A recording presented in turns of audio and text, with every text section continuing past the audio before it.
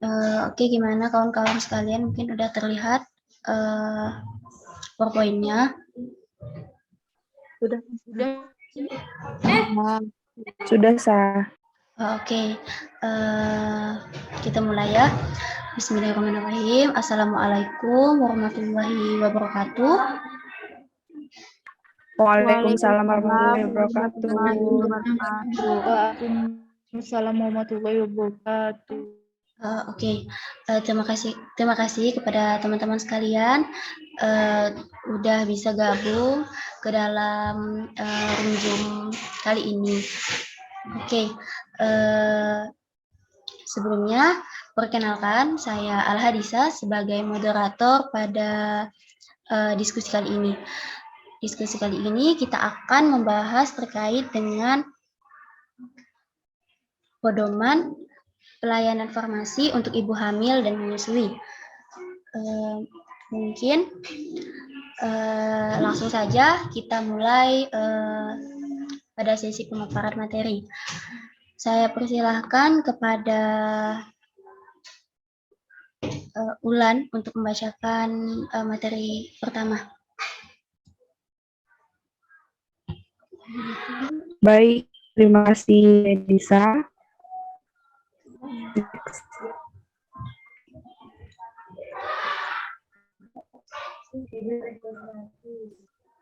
Adapun materi yang pertama dan next. Kehamilan, yang pertama proses dari kehamilan. Proses kehamilan didahului oleh proses pembuahan satu sel telur yang bersatu dengan sel spermatozoa dan hasilnya akan terbentuk zigot. Nah, zigot mulai membelah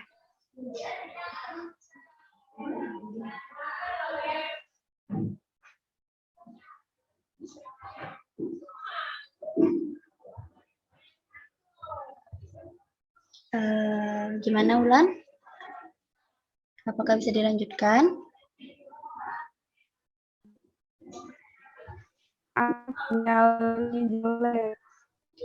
Oke, saya lanjutkan ya ke teman-teman yang lain.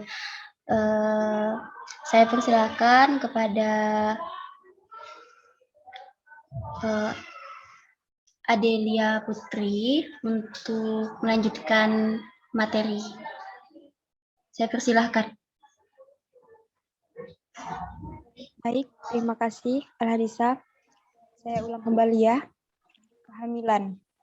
Proses kehamilan. Proses kehamilan didahului oleh proses pembuahan satu sel telur yang bersatu dengan sel spermatoza dan hasilnya akan terbentuk zigot. Zigot mulai membelah diri satu sel menjadi 2 sel, jadi 4 sel dan seterusnya. Pada hari keempat, zigot tersebut menjadi segumpal sel yang sudah siap untuk menempel atau nidasi pada lapisan dalam rongga rahim. Kehamilan dimulai sejak terjadinya proses nidasi ini. Pada hari ke-7, gumpalan tersebut sudah tersusun menjadi lapisan sel yang mengelilingi suatu ruangan yang berisi sekelompok sel di bagian dalamnya. Kembalikan kepada Al-Hadisa. Oke, terima kasih Adelia. Baiklah, bisa dilanjutkan oleh Kak Adisti.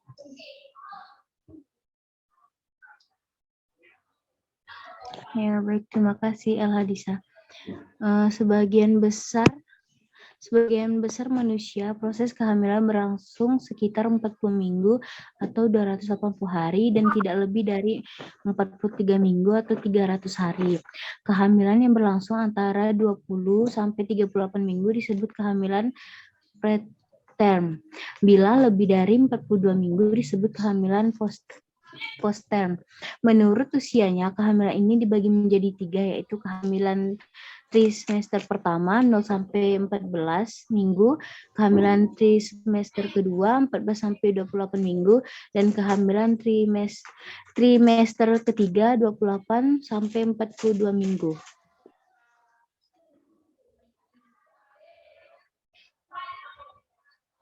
Oke, terima kasih kepada Kak Adisti. Selanjutnya, Saya persilahkan kepada Ulan.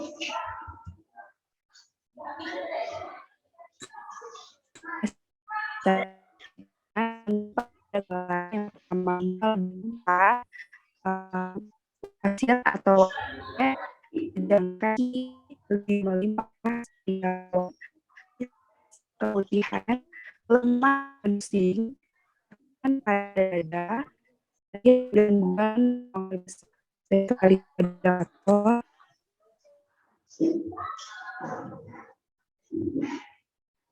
Oke, terima kasih pada Ulan. Selanjutnya boleh dilanjutkan oleh Kak Haya. Saya persilahkan. Baik, terima kasih Al-Hadisa. Masalah yang sering terjadi pada kehamilan yang pertama adalah toksoplasmosis, yang kedua sifilis, yang ketiga HIV atau AIDS, yang keempat rubella atau yang biasa disebut dengan Jerman measles, yang kelima herpes simplex atau herpesvirus hominis.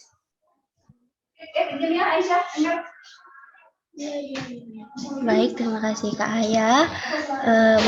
Selanjutnya bisa dilanjutkan oleh Farhan Aprianto. Saya persilahkan.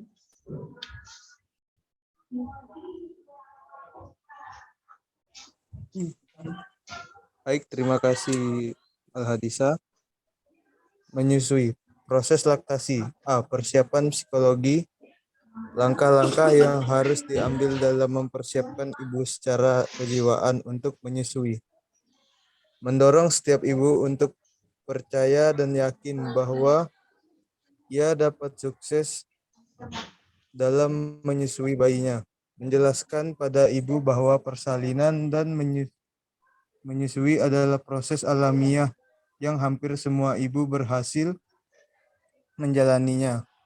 Bila ada masalah, dokter atau petugas kesehatan akan menolong dengan senang hati, meyakinkan ibu akan keuntungan ASI dan kerugian susu buatan atau formula. Oke, terima kasih kepada Farhan. Bisa dilanjutkan oleh Egi.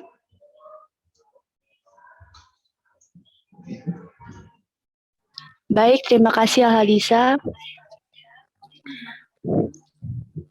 Memecahkan masalah yang timbul pada ibu yang mempunyai pengalaman menyusui sebelumnya, pengalaman kerabat atau keluarga lain, mengikut sertakan suami atau anggota keluarga lain yang berperan dalam keluarga. Ibu harus dapat beristirahat cukup untuk kesehatannya dan bayi sehingga perlu adanya pembagian tugas dalam keluarga. Setiap saat ibu diberi kesempatan untuk bertanya dan dokter atau petugas kesehatan harus dapat memperlihatkan perhatian dan kemauannya dalam membantu ibu. Baik, terima kasih Egi. Boleh dilanjutkan oleh Kak Valentina Dini. Saya persilahkan.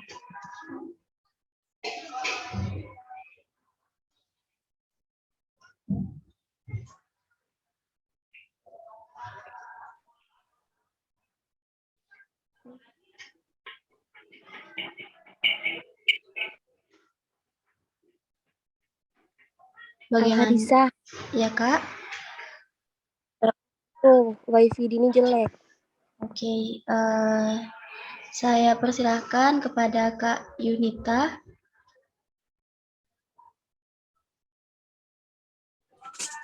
Baik, saya akan lanjutkan. Hal-hal lain yang perlu diperhatikan yaitu ukuran dan bentuk, kontur atau permukaan, warna kulit. Lalu sebelum menyusui ASI dikeluarkan sedikit, kemudian dioleskan pada puting susu dan areola sekitarnya.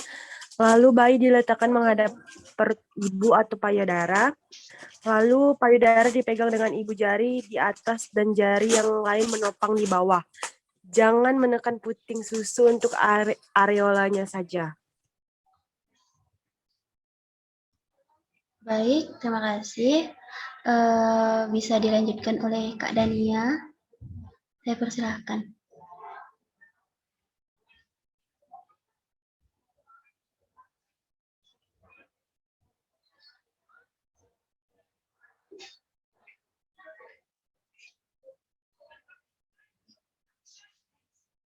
Bagaimana, Kak?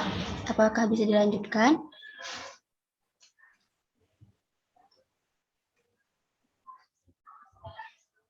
Mungkin Kak Dania lagi terkena jaringan. Baiklah, saya persilahkan kepada Rifan Rizky. Saya persilahkan. Masalah yang sering terjadi pada menyusui. Yang pertama ada mastitis, yang kedua candida atau sariawan, yang ketiga yaitu cacar air atau virus varicella zoster, yang keempat yaitu cytomegalovirus atau CMV, yang kelima hepatitis B atau HBF, dan selanjutnya yaitu HIV atau AIDS. Baik, terima kasih Rifan. Selanjutnya saya persilakan kepada Kak Rica Rizky untuk melanjutkan pemaparan materi.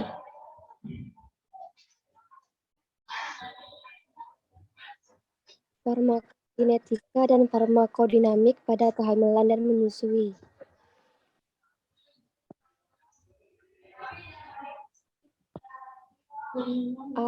Selama kehamilan terjadi perubahan yang mempengaruhi farmakokinetika. Perubahan tersebut meliputi peningkatan volume cairan tubuh yang menyebabkan penurunan kadar pucat serum, amilot, dan obat dengan volume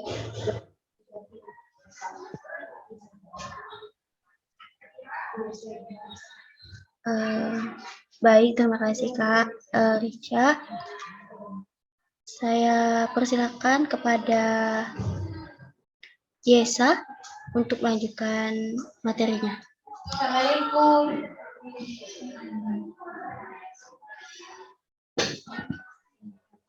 peningkatan cairan tubuh yang merupakan pengenceran albumin atau albumin menyebabkan penurunan ikatan obat dan plasenta serta obat-obat lainnya. Plasmanya tinggi akan menjadi lebih banyak dalam bentuk tidak terikat. Peningkatan aliran darah ginjal obat yang eliminasinya terutama ginjal, contohnya penisilin. Saya kembali kepada moderator. Baik, terima kasih kepada Yesa. Selanjutnya, saya persilakan kepada Kanaya Salsabila untuk lanjut ke presentasinya. Baik, terima kasih moderator. Perpindahan obat lewat plasenta. Perpindahan obat lewat plasenta umumnya berlangsung secara difusi sederhana sehingga konsentrasi obat di darah ibu serta aliran darah plasenta akan sangat menentukan perpindahan obat lewat plasenta. Kedua, pada membran biologis lain, perpindahan obat lewat plasenta dipengaruhi oleh hal-hal berikut. Terima kasih moderator. Baik, saya persilakan kepada Kak Cynthia untuk melanjutkan pemaparan materinya. Saya akan melanjutkan perpindahan obat lewat plasenta.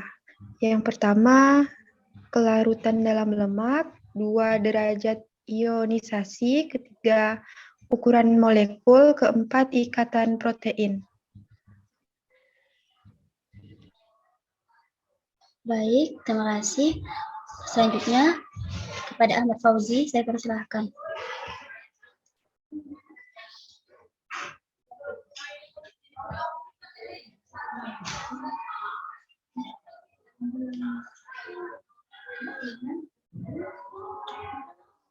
Baik, mungkin Ahmad Fauzi lagi kehilangan atau kendala jaringan.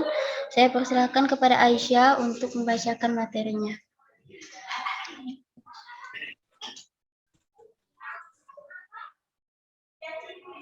Baik, terima kasih Alhadisa. Metabolisme obat di plasenta dan di janin. Metabolisme obat di plasenta dan janin. 1. Plasenta yang berperan sebagai penghalang semi-sel juga sebagai tempat metabolisme beberapa obat yang melewatinya. 2. Obat-obat yang melewati plasenta akan memasuki sirkulasi janin lewat vena umbilikal. Sekitar 40-60% darah yang masuk tersebut akan masuk hati janin. Sisanya akan langsung masuk ke sirkulasi umum janin.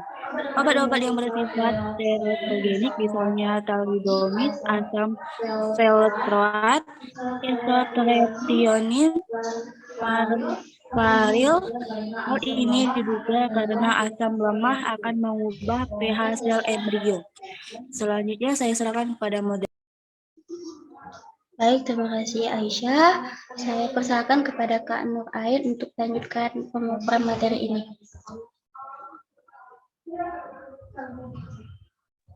Farmakodinamika.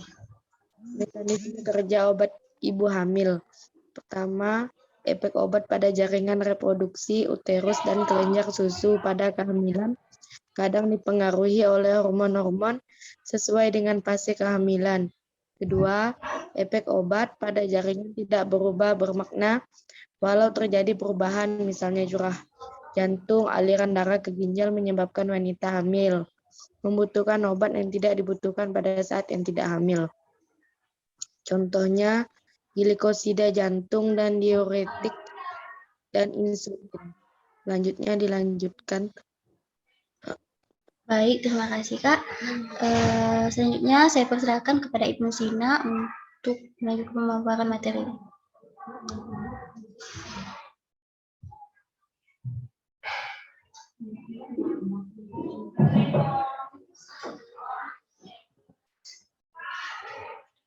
Bagaimana Ibnu Sina?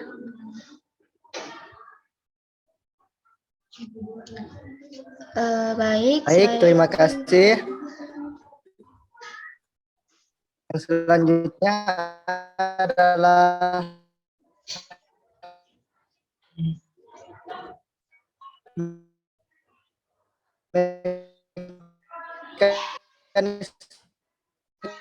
kerja pada janin belum diketahui dengan jelas. Contohnya, kortikosteroid diberikan untuk merangsang matangnya paru janin bila ada prediksi kelahiran prematur. Contoh yang lain adalah fenobarbital.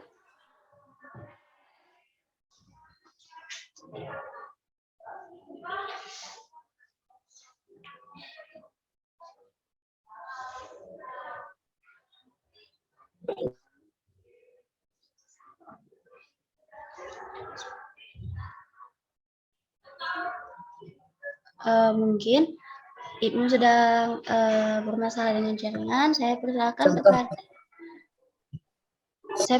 kepada Tirta untuk melanjutkan presentasinya.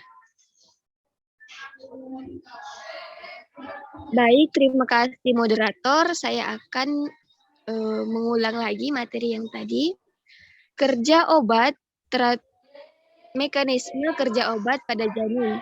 Beberapa penelitian untuk mengetahui kerja obat di janin berkembang dengan pesat yang berkaitan dengan pemberian obat pada wanita hamil yang ditujukan untuk pengobatan janin, walaupun mekanismenya masih belum diketahui jelas. Contoh, kortikosteroid untuk merangsang matangnya paru janin bila ada prediksi kelahiran prematur. Contoh lain, fenobarbital yang dapat menginduksi enzim hati untuk metabolisme bilirubin sehingga insiden jaundice atau bayi kuning akan berkurang. Antiaritmia juga diberikan pada ibu hamil untuk mengobati janinnya yang menderita aritmia jantung. Oke, terima kasih pada Tirta. Saya persilakan kepada Kak Denia.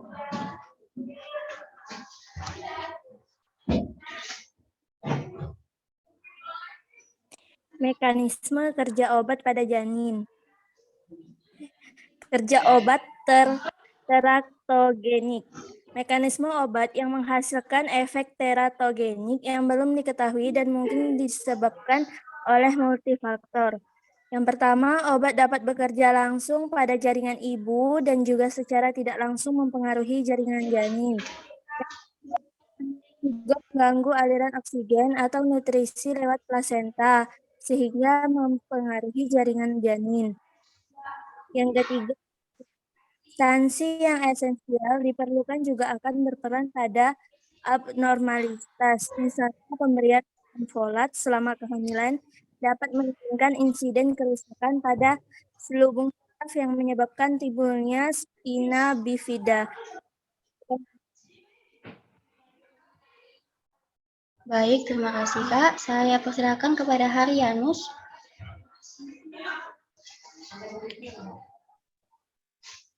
Saya lanjutkan farmakogenetika dan farmakodinamik pada ibu menyusui.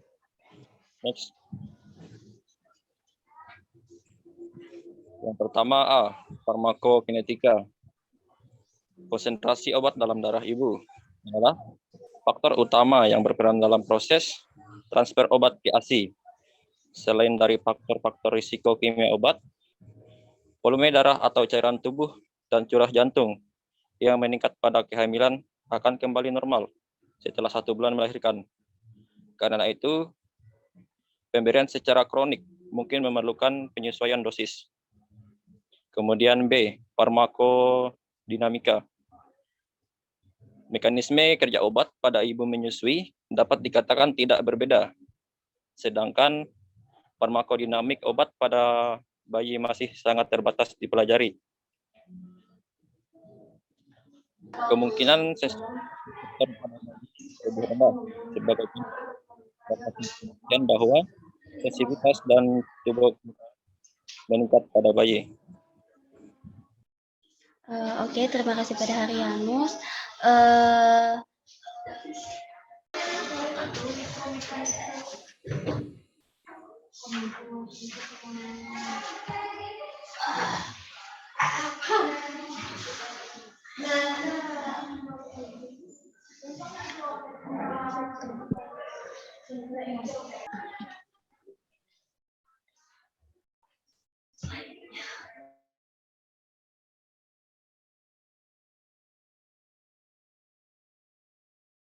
Baik, saya persilakan kepada Nur Hidayanti untuk melanjutkan pemaparan materi.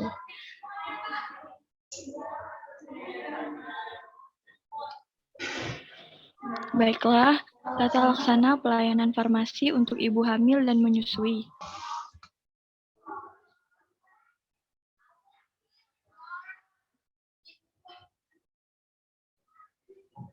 Kriteria ibu hamil atau menyusui yang mendapat prioritas untuk dilakukan setelah ulang regimen obat. Yang pertama, mendapat 5 macam obat atau lebih, atau 12 dosis atau lebih dalam sehari. Yang kedua, mendapat obat dengan regimen yang kompleks dan atau obat yang berisiko tinggi untuk mengalami efek samping yang serius.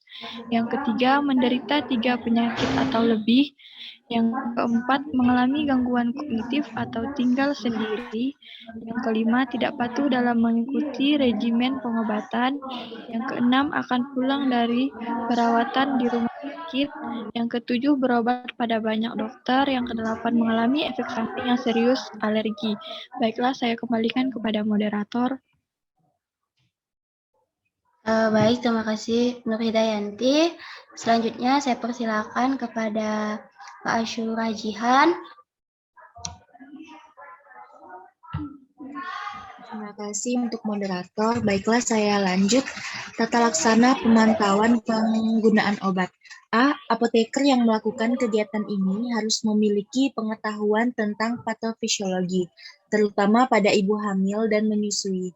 Prinsip-prinsip farmakoterapi, cara menafsirkan hasil pemeriksaan fisik, uji laboratorium dan diagnostik yang berkaitan dengan penggunaan obat, dan keterampilan berkomunikasi yang memadai.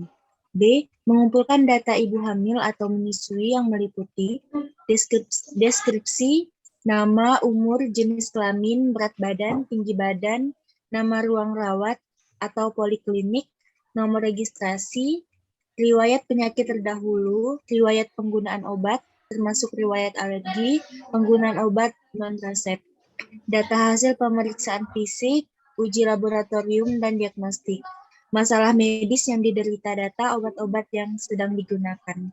Saya kembalikan kepada moderator. Baik, terima kasih kepada Kak Syura Jihan. Selanjutnya saya persilakan kepada Justinova.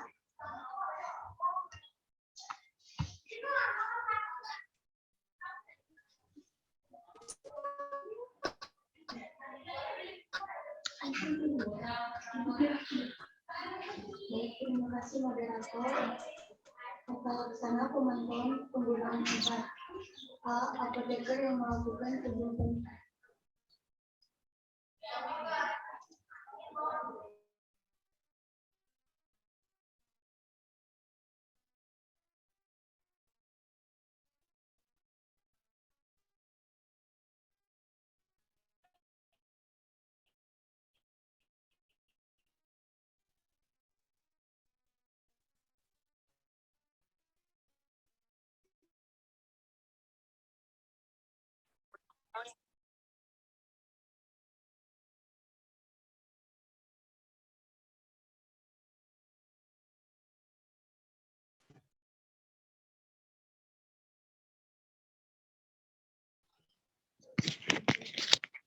Maaf mengulang.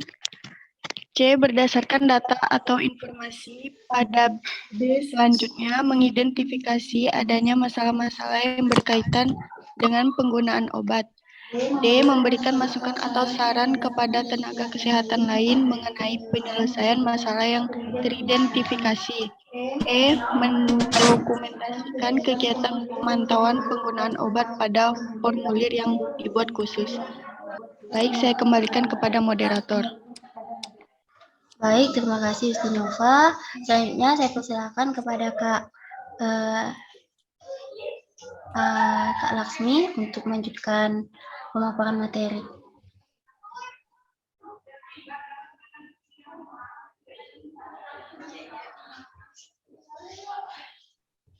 Baiklah, terima kasih Al-Hadisah. Selanjutnya saya akan melanjutkan obat yang digunakan pada kehamilan. Yang pertama, pertimbangkan perawatan pada masa kehamilan. Yang kedua, obat hanya diresepkan pada wanita hamil bila manfaat yang diperoleh ibu diharapkan lebih besar dibandingkan resiko pada janin. Yang ketiga, sedapat mungkin segala jenis obat dihindari pemakaiannya selama trimester pertama kehamilan. Yang keempat, apabila diperlukan, lebih baik obat-obatan yang telah dipakai secara luas pada kehamilan dan biasanya tampak aman diberikan daripada obat atau obat yang belum pernah dicoba secara klinis. Yang kelima, obat harus digunakan pada dosis efektif terkecil dalam jangka waktu sesingkat mungkin. Yang keenam, hindari polifarmasi. Yang ketujuh, perlunya penyesuaian dosis dan pemantauan pengobatan pada beberapa obat, misalnya phenytoin dan litium. Baiklah, saya kembalikan kepada moderator. Baik, terima kasih. Selanjutnya saya persilakan kepada Anissa Rahmawati untuk melanjutkan pemaparan materi.